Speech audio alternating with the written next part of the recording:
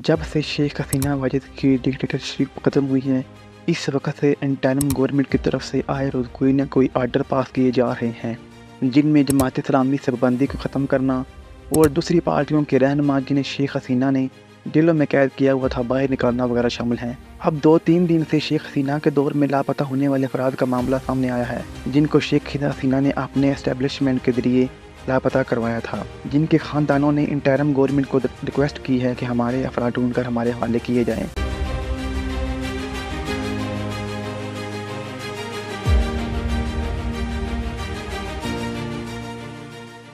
बांग्लादेश में जिबरी गुमशुदगियों की तहकीकात के लिए कमीशन का क्या किया गया है, ताकि बाकायदा इसकी छानबीन हो सके और लापता अफराद को ढूंढा जा सके और इनके ख़ानदान के हवाले किया जा सके।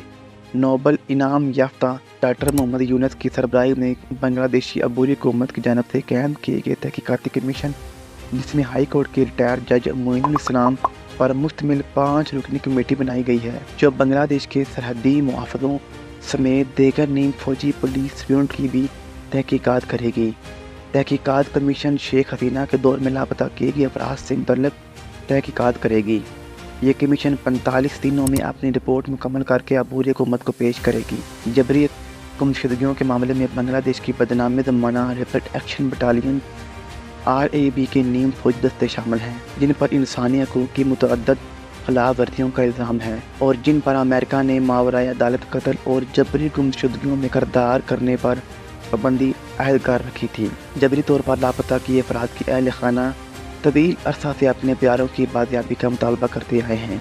इंसानी हकूक़ की बैनुल-अक़वामी तंज़ीम ह्यूमन राइट्स वॉच ने गुज़श्ता साल कहा था कि सन 2009 में हसीना के इक़्तिदार में आने के बाद सिक्योरिटी फोर्सेस मुबीना तौर पर 600 से ज़ायद जबरी गुमशुदगियों में मुलव्वस रही है और तकरीबन 100 अफराद लापता हैं। हिरासत में लिए गए अफराद में से अक्सर का ताल्लुक हसीना की हरीफ सियासी जमातों बांग्लादेश नेशनलिस्ट पार्टी और मुल्क की सबसे बड़ी इस्लाम पसंद पार्टी जमात इस्लामी से था। हसीना हुकूमत मुसलसल इन इल्ज़ामात की तरदीद करती रही थी और इसका दावा था कि लापता अफराद जो यहाँ से कुछ यूरोप पहुँचने की कोशिश के दौरान बहरा रोम में डूब गए थे। हसीना 5 अगस्त को हेलीकॉप्टर के ज़रिए भारत फरार हो गई थी। अलबत्ता तलबा की क़यादत में कई हफ्तों के एहतजाज के बाद इस्तीफ़ा देने पर मजबूर किया गया और यूँ इनके 15 साल दौरे इक़्तिदार का ख़त्मा हुआ। इख़वानुल मुत्तहिदा के इंसानी हकूक़ के दफ्तर का कहना है कि ARB और BGB दोनों फोर्सेस के ख़िलाफ़ इंसानी हकूक़ की संगीन खिलाफ वर्जियों के रिकॉर्ड मौजूद हैं, जिनमें जबरी गुमशुदगियाँ, तशद्दुद और नारवा सलूक शामिल है।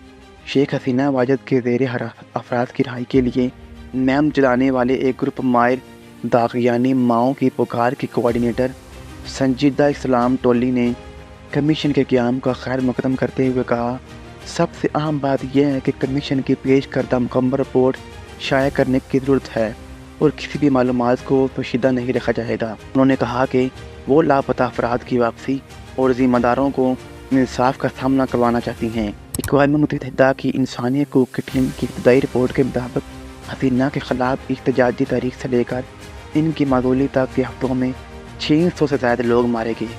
ताहम ये मुमकिन तौर पर असर से कम तादाद बताई जाती है। हसीना वाजिद के मुल्क से फ़रार के अगले दिन बहुत से लापता अफराद के अहल खाना ढाका में मिलिट्री इंटेलिजेंस फोर्सेस के दफ्तर के बाहर जमा हुए और अपने प्यारों का शिद्दत से इंतज़ार करते रहे थे, लेकिन इन ज़ेर हिरासत अफराद में से सिर्फ मुट्ठी भर की रिहाई की तस्दीक हुई है।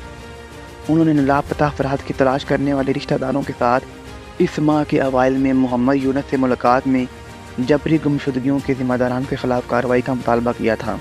इन लोगों का कहना था कि वो चाहते हैं कि कमीशन बिला तफरीक हर ख़ानदान की बात सुने। अगर बांग्लादेश को अब एक फलाही और जमहूरी रियासत बनना है तो अपनी कौम के नज़रियात और तसव्वुरात को साथ लेकर चलना होगा, ताकि लोगों की राय का एहतराम किया जा सके, इनकी फलाह बहबूद और बेहतरी के लिए काम किया जा सके। वरना जिस तरह शेख हसीना ने बांग्लादेश को एक सेकुलर रियासत बनाने की ठान ली थी और मुल्क को एक डिक्टेटरशिप रियासत बना दिया था, दोबारा ये सब कुछ ना हो। एक प्योर जमहूरी रियासत इस वक्त बन सकती है जब मुखालिफ पार्टियों को भी बोलने की पूरी आज़ादी हो, वो भी अपनी कैंपेन और नज़रियात आवाम तक पहुँचा सकें, ताकि आवाम तमाम पार्टियों के एजेंडों से वाकिफ़ रहे اور اپنی مرضی سے اپنے ملک کے لیے ایک اچھی پارٹی کا انتخاب کر سکیں۔ اگر آپ اس موجودہ انٹرم گورنمنٹ نے ملک کے حالات سنبھال لیے تو لگتا ہے کہ بنگلہ دیش آپ ایک اسلامی ریاست کے طور پر وجود میں آئے گا۔